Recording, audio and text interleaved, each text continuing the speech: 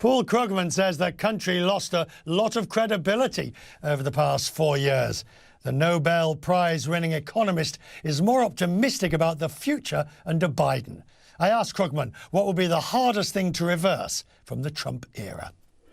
It's the things that Trump didn't do are more important than the things he did. I mean, there are some really important things. Let me just say that I think the dismantling of trust is actually going to be the most enduring legacy. It's going to be, and it's not just the trust in the election process, God help us, but also things like, will we ever be able to, will we ever be able to make international negotiations, whether it's about trade or anything else, in the way we used to, when the world now knows we're the kind of country that can elect somebody like Trump, who will break agreements at will, who will just basically tear up throw away the playing pieces.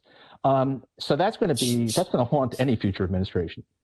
And then the fact of the matter is we wasted.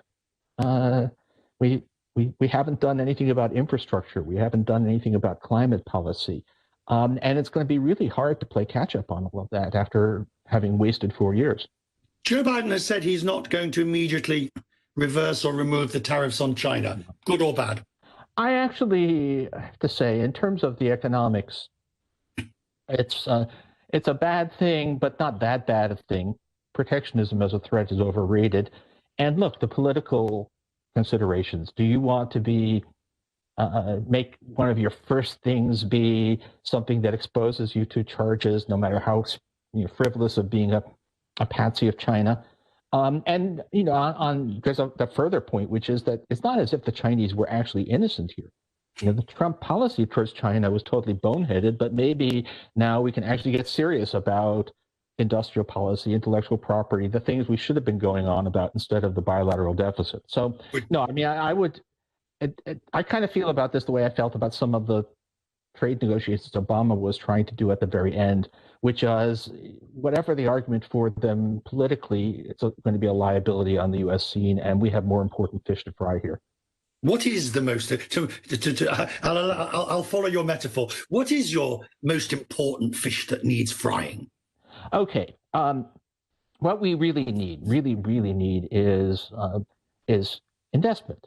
Build back better, as Biden says. It's we need an infrastructure program. We need a lot of public investment that needs to be tied in with climate policy. That's hitting crisis stage. I'm not all that worried about the first year and a half of a Biden presidency, because I think we're going to have a spontaneous economic rebound once the vaccine is out there. But the longer term problems are acute, and it's much more important to find a way to the lack of investment in the future is a much more important liability for the United States than the little bit of protectionism that we've gotten. There's always room for optimism, but is there room for realistic optimism? No, if this election had turned out the way that the pollsters had thought it would, with a clear Democratic control of the Senate and a large majority in the House, then I'd be very optimistic. As it is, it's marginal, and but the problems are all political. I mean, we want to say this, that the economics now of what we should be doing is pretty clear. If we think of, I think the Biden people do, that climate is the overarching issue over the medium and long term. Well, technology is our friend. We've had this miracle of technological progress in renewable energy, which actually means that getting to a sustainable economy looks far easier than anyone could have imagined. If anything, what we've been seeing under the current administration is a desperate attempt to keep coal alive, when the market doesn't want it to stay alive. So no, I mean, the technology is our friend. We don't have hard choices, because bond markets are our friend with these very low interest rates. So it's all about politics. And I think what we've learned is that nobody knows anything about the political. I can already sense a very marginal shift in where you're turning your firepower.